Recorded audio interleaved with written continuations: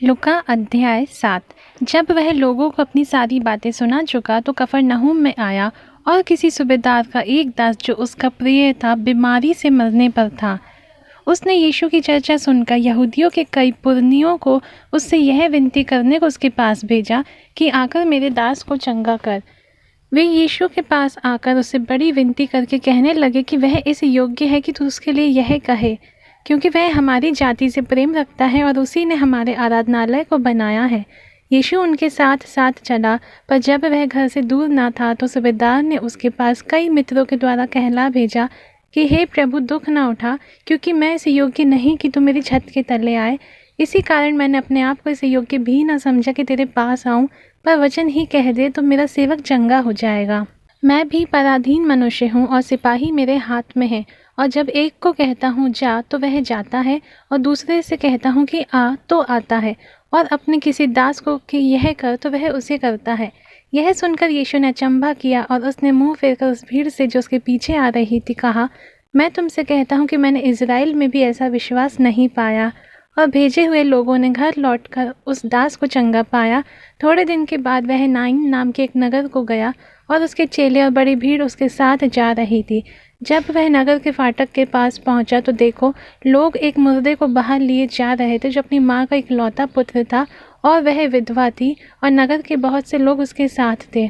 उसे देखकर प्रभु को तरस आया और उससे कहा, मत रो। तब उसने पास आकर अर्थी को छुआ और उठाने वाले ठहर गए।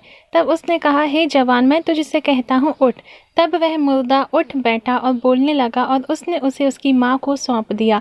इससे सब पर भय छा गया और वह परमेश्वर की बड़ाई करके कहने लगे कि हमारे बीच में एक बड़ा भविष्यद्वक्ता उठा है, और परमेश्वर ने अपने लोगों पर कृपा दृष्टि की है।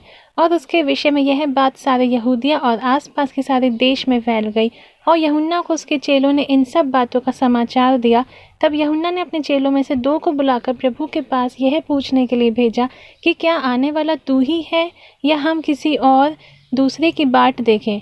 उन्होंने उसके पास आकर कहा, यूहन्ना बपतिस्मा देने वाले ने हमें तेरे पास यह पूछने को भेजा है कि क्या आने वाला तू ही है, या हम दूसरे की बाट जो हैं।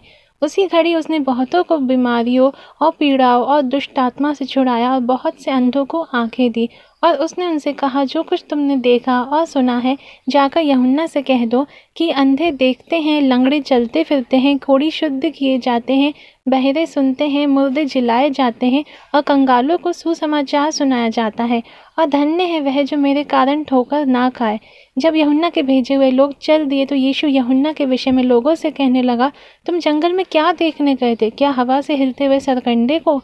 तो तुम फिर क्या देखने गए थे? क्या कोमल वस्त्र पहने हुए मनुष्य को? देखो, जो भड़कीला वस्त्र पहनते और सुख विलास से रहते हैं वे राजभवनों में रहते हैं। तो फिर क्या देखने गए थे? क्या किसी भविष्यद्वक्ता को? हाँ, मैं तुमसे कहता हूँ, वरन भविष्यद्वक्ता से भी बड़े को। यह वही है जिसके विषय में लिखा है कि देख, मैं अपने दूत को तेरे आगे आगे भेजता हूँ, जो तेरे आगे मार्ग सीधा करेगा। मैं तुमसे कहता हूँ कि जो स्त्रियों से जन्मे हैं उनमें से यूहन्ना से बड़ा कोई नहीं, पर जो परमेश्वर के राज्य में छोटे से छोटा है वह उससे भी बड़ा है।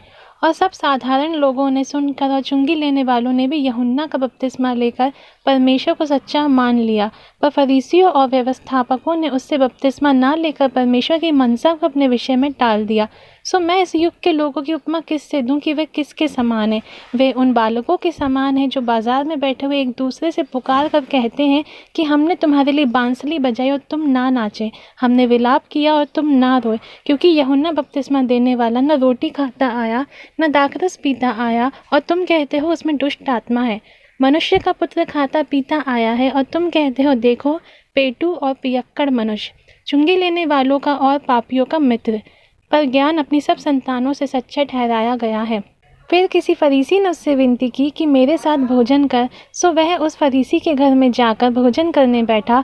और देखो, उस नगर की एक पापिनी स्त्री यह जानकर कि वह फरीसी के घर में भोजन करने बैठा है, संगमरमर के पात्र में इत्र लाई, और उसके पाँव के पास पीछे खड़ी होकर रोती हुई उसके पाँव को आंसुओं से भिगाने और अपने सिर के बालों से पोंछने लगी, और उसके पाँव बार बार चूमकर उन पर इत्र मला। यह देखकर वह फरीसी जिसने उसे बुलाया था अपने मन में सोचने लगा, यदि यह भविष्यद्वक्ता होता तो जान लेता कि यह जो उसे छू रही है वह कौन और कैसी स्त्री है, क्योंकि वह तो पापिनी है। यह सुन यीशु ने उसके उत्तर में कहा कि हे शमौन, मुझे तुझसे कुछ कहना है। वह बोला, हे गुरु कह। किसी महाजन के 2 देनदार थे, एक 500 और दूसरा 50 दिनार धारता था। जबकि उनके पास पटाने को कुछ न रहा तो उसने दोनों को क्षमा कर दिया। सो उनमें से कौन उससे अधिक प्रेम रखेगा? शमौन ने उत्तर दिया, मेरी समझ में वह है जिसका उसने अधिक छोड़ दिया। उसने उससे कहा, तूने ठीक विचार किया।